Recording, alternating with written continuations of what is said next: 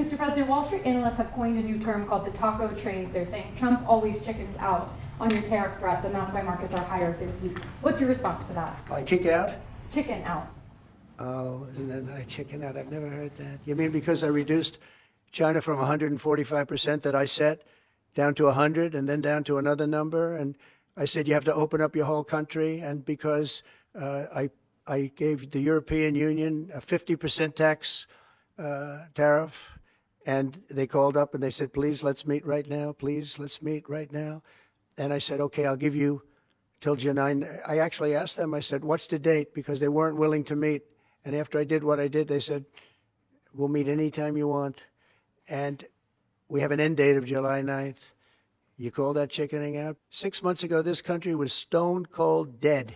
We had a dead country. We had a country people didn't think it was going to survive. And you ask a nasty question like that. It's called negotiation. But don't ever say what you said. That's a nasty question. Go ahead. To me, that's the nastiest question. The president was in the Oval Office. He got asked about this comment that viewers might have heard here on the show last night. Ambassador John Bolton actually first brought it up. They were essentially saying that Wall Street is using this term about Trump, saying it is taco, essentially. Trump always chickens out is the term. The president himself was asked about this term today and his thought on it, and he reacted quite angrily.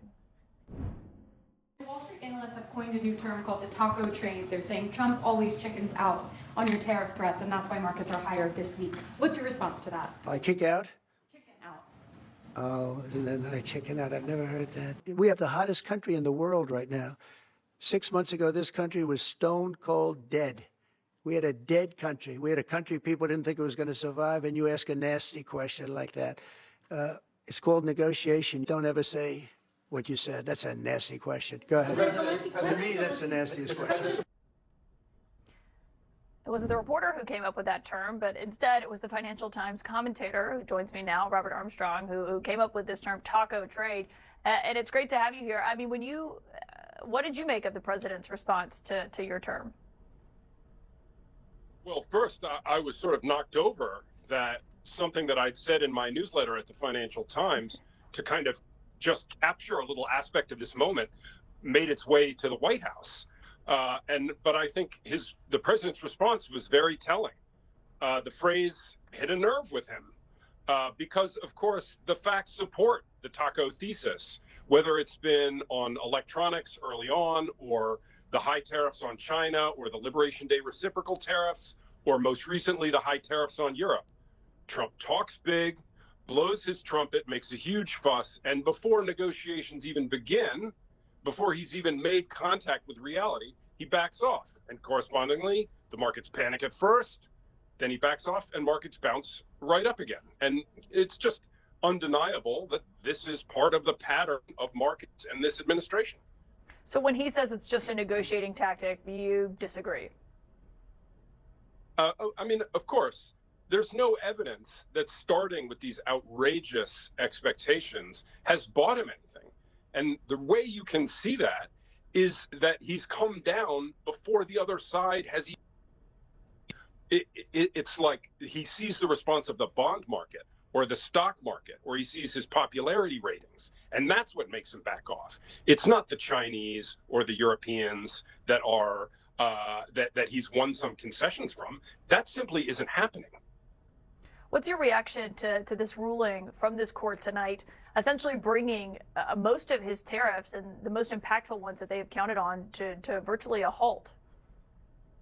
Well, it's a halt, but this fight will go on. I think that what has been asserted by the court here is simply that the president is only one branch of government. But I wouldn't be sure at all that that message gets through in the White House. So we're going to have more noise, more posturing, more threats, more recriminations. And so this story isn't dead. We've just arrived at a new phase of it. President Trump was also asked about the unpredictable nature of his on-again, off-again trade war. He was asked about a term, taco trade, used by a Financial Times columnist. It means, quote, taco stands for Trump always chickens out. Here's part of the exchange. What's your response to that? I kick out? Chicken out.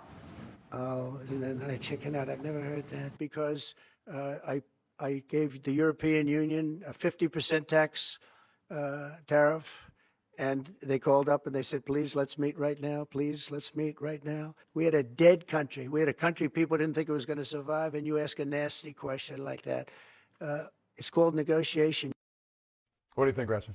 I think that this may be the first negative nickname that sticks with Trump, actually. Trump taco? Yeah, no, but chickening out is the big part of this. Look, in Trump's world, he wants to be the most powerful person in the world, and more importantly, he wants to be the person who can make the best deals.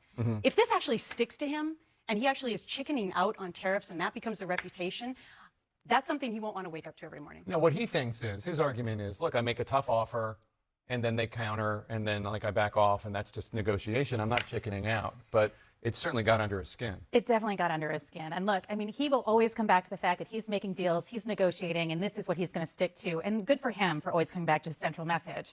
But I do think that this attack is really smart. So leave it to Wall Street to come up with something that is going to stick. I agree with you, because this isn't the big looming threat to democracy. This isn't the thing that gets people so scared and overwhelmed. This is actually something that people can point to and say, actually, is that true? What is he going to do? Is he going to chicken out?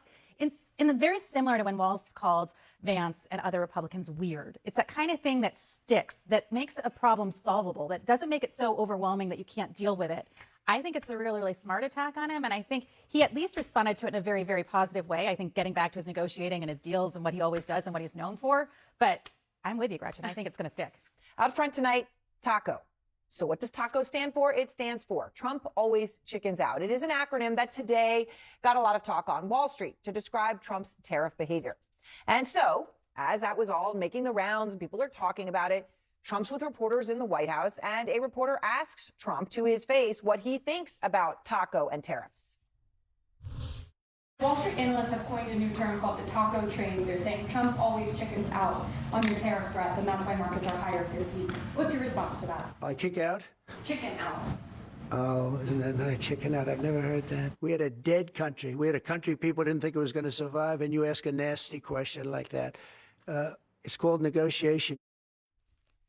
Or whether the question was nasty or not, the term does come from a place of truth, which is that markets right now see Trump as a president who cries wolf on tariffs. The facts are that Trump has backtracked on the trade war, his own trade war, right, that he started at least 21 times so far. That's according to Forbes. And it's really hard to figure all this out because there's so many ups and downs all over the place. But let's just take China as an example, because on the issue of China, front and center, Trump slaps 145% tariffs on China and was adamant that he would not back down. Are you open to pulling back your tariffs in order to get China to the negotiating table? No. All right, that was a definitive answer. It was very clear, referring to the 145% tariffs on China. He did not, though, keep that promise. Of course, we all know Trump's 145% tariff was slashed to 30% without any negotiations with China at all. We're not looking to hurt China. China was being hurt very badly.